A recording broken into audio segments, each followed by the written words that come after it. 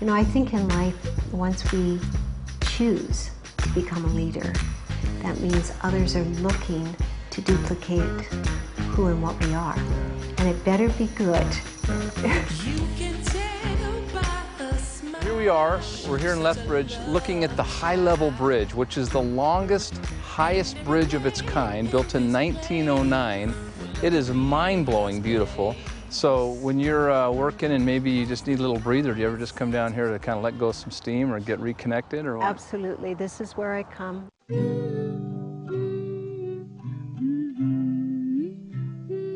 Lethbridge is a small town, small city mentality, so to step out into a corporate type network marketing business was huge.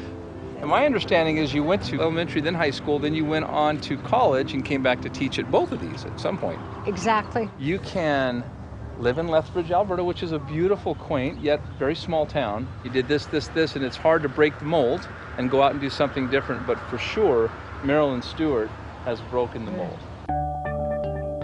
Here we are, Marilyn, at the home you were raised in since the time you were how old? Moved in when I was 4 years old. Lived here till I left for school and left home. 1,000 square feet, and my family, 7 children, 9 people, so. So after high school and it was time to pursue your options, how did you approach that? What did you end up doing?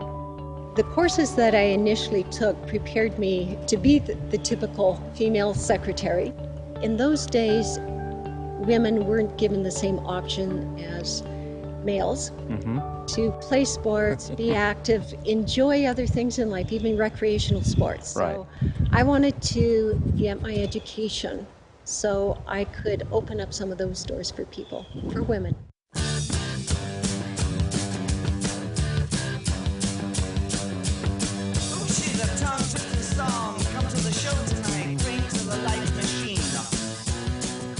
You know, when you're building a relationship with anyone, how true you are to your word and to who you are and how you show up, when you show up, and if you show up, matters. And, you know, it's one thing, you know, there's leaders I have who have been with me for over a decade, and they know they can count on me.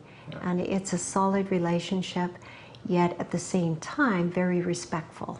That you honor each other's good times and tough times.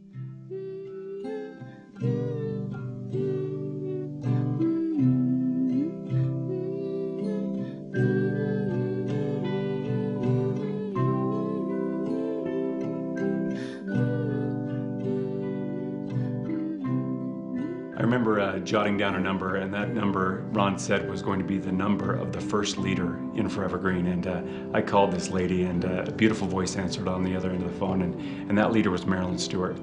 And Ron said, we are going to begin with a leader like Marilyn because she is Forever Green. And after 7 years of knowing her, she's still Forever Green.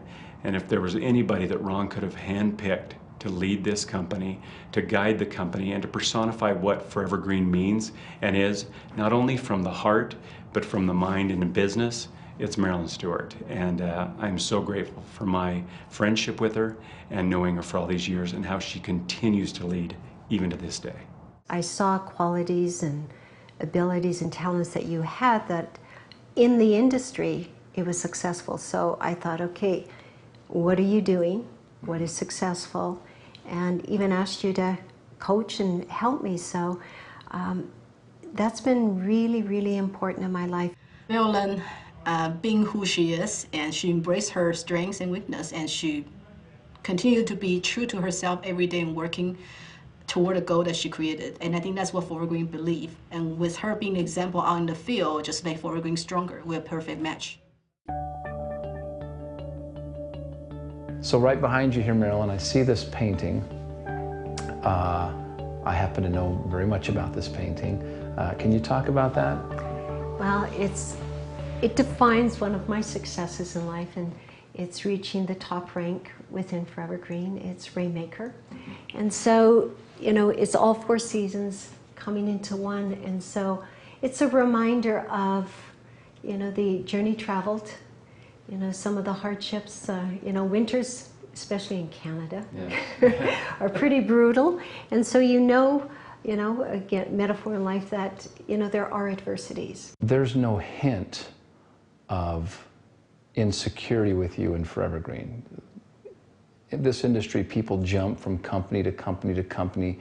They have 1 foot in and 1 foot out, and they wonder why they get 1 foot in results or 1 foot out results. You have this persona of both feet in, and you have since day one. Talk about that. I take my life very as a value, that what I do in my life needs to count. And if this is where I'm going to do it, let's put it to the test. I was never one to sit on the bench. I love to play the game, so in life this is my game. So, you know, participate, play. You know, yeah, you're going to fall, you may even hurt yourself, but what are you going to do to get back and recreate why you're doing this in the first place?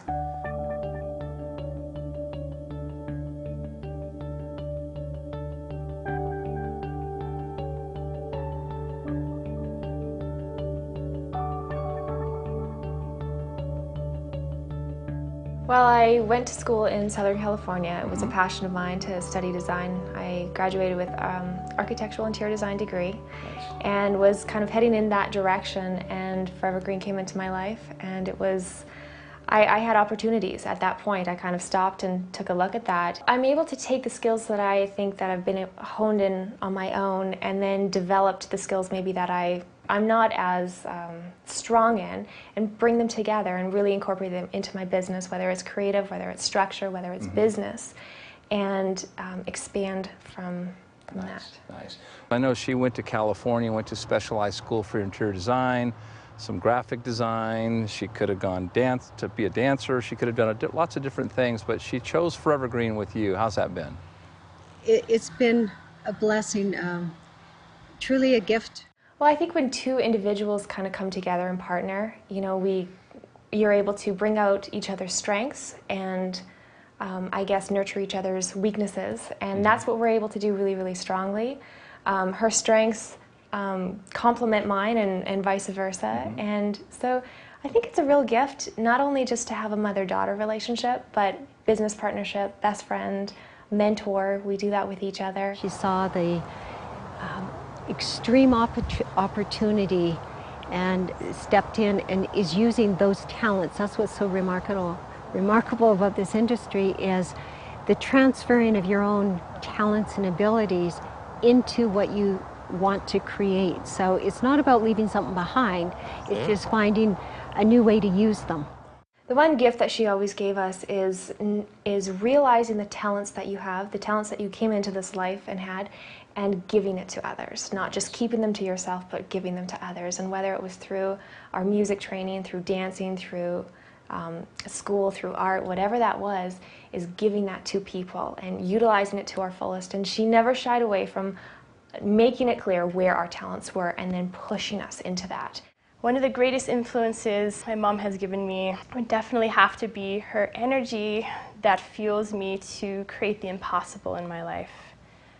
She reminds me of an alchemist. She can always make lead turn into gold. So when I think about my mom, she always strives for excellence. When asked who my mom is, two words come to mind: dedication and inspiration. Not only has she been a dedicated leader towards her company, but she has been a dedicated mother, daughter, sister, friend, and teacher. She has been my inspiration growing up. She was always around for my sisters and I from the moment we were born. She dedicated her life to us. She has a natural ability of showing up in her life in extraordinary ways.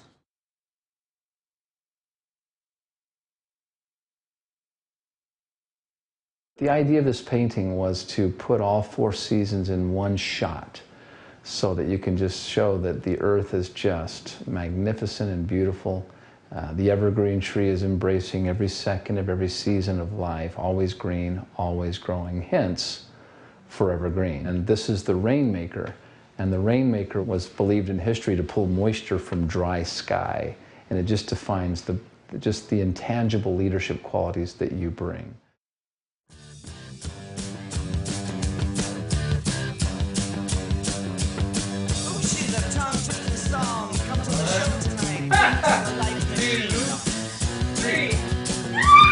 She was